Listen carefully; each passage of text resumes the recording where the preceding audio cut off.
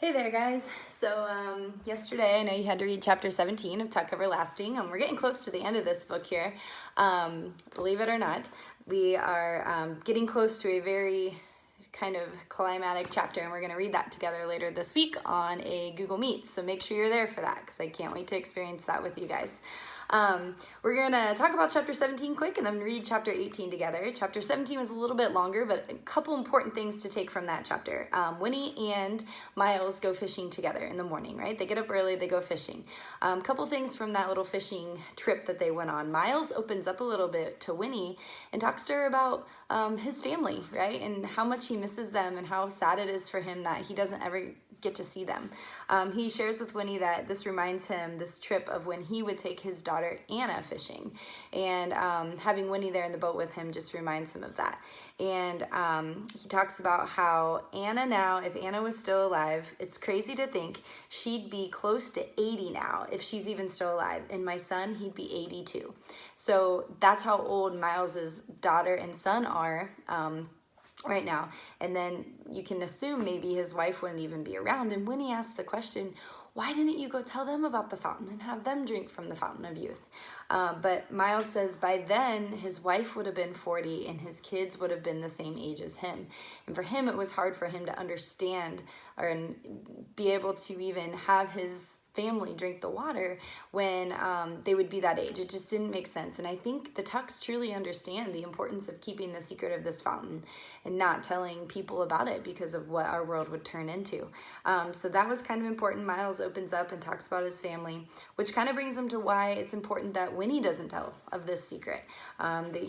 He brings that up again with Winnie, talking about how this world, it would be crazy, right? Like, there would be so many people in this world. It would be a teeming world if she told people about that fountain.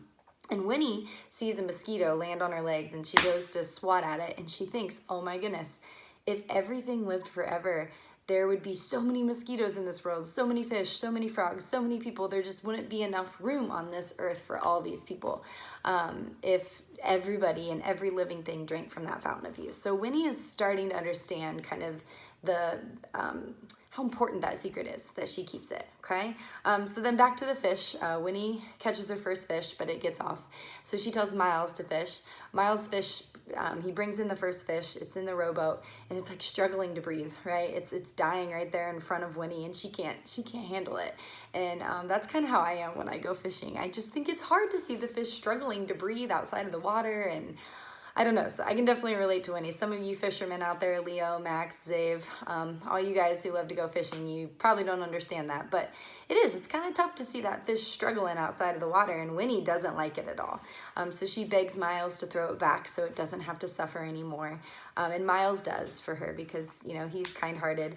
And he says, people's got to be meat eaters somehow, though. It's the natural way, and that means killing things. I know, said Winnie weakly, but still. Yes, said Miles, I know. So the fishing trip ends. They don't bring any fish home.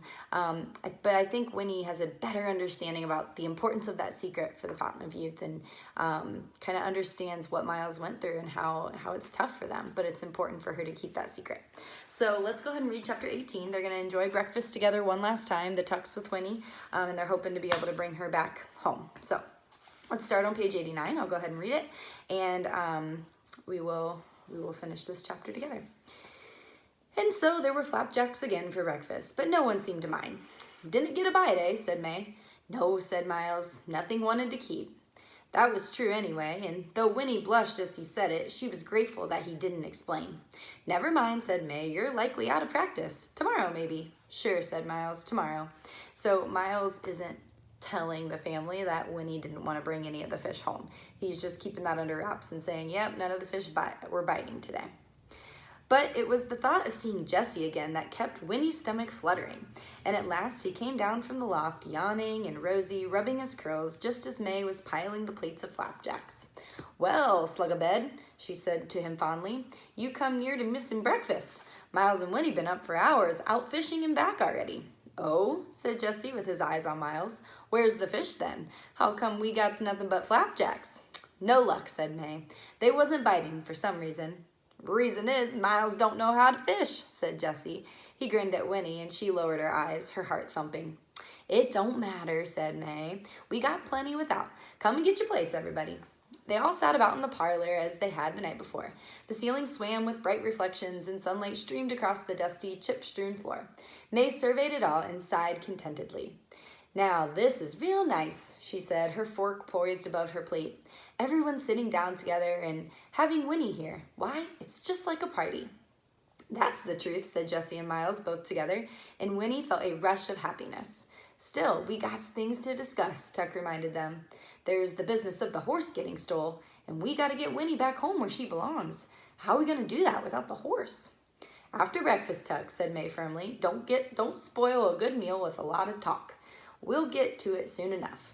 So they were silent, eating, and this time Winnie licked the syrup from her fingers without pausing to think about it first. Her fears at last night's supper seemed silly to her now. Perhaps they were crazy, but they weren't criminals. She loved them. They belonged to her. So we find out here that Winnie really does love the Tuck family. And even though they technically kidnapped her, she's like, they're a great family. They might be crazy, but she loves them. Tuck said, "How'd you sleep, child?" And she answered, "Just fine," and wished for a fleeting moment that she could stay with them forever in that sunny, untidy little house by the pond. Grow up with them, and perhaps, if it is true about the spring, then perhaps when she's 17, ... She glanced at Jessie, where he sat on the floor, his curly head bent over his plate. Then she looked at Miles, and then her eyes went to Tuck and lingered on his sad, creased face. It occurred to her that he was the dearest of them all, though she couldn't have explained why she felt that way. However, there wasn't time to wonder, for at that moment, someone knocked at the door. Who do you think it is? It was such an alien sound, so sudden and surprising, that May dropped her fork and everyone looked up startled. "Who's that?" said Tuck. "I can't imagine," whispered May. "I ain't ever had any callers in all the years we've been here." The knock came again. "I'll go, Ma," said Miles. "No, you stay where you are," she said. "I'll go." She put her plate down carefully on the floor and stood up, straightening her skirts. Then she went to the kitchen and opened the door. Winnie recognized the voice at once. It was a rich and pleasant voice, the man in the yellow suit. And he was saying, "Good evening, Mrs. Tuck. It is Mrs. Tuck, isn't it? May I come in?" All right, so he's there. He's made it up there to the Tuck's house. We can only imagine how this conversation might go. So tune in tomorrow for our Google Meets, and we will read chapter 19 together. Today, you do have a reading check that you are going to do on a Google form for me. I know we've been doing a lot of Google forms, and you guys are doing fantastic job with those. But do your best. You can use your book for chapters 12 through 18, the reading check today. There are no brochures until we get up into chapter 20 or something like that, 1920. So don't have to worry about any brochures, but I do need you to do the reading check today. If you guys need anything from me, you know you can email me, call me, and I'd be more than happy to do a Google Meet with you if you need to individually get caught up on anything. So have a fabulous Tuesday, and I will see you all tomorrow at the Google Meet for chapter 19 of Tuck Everlasting.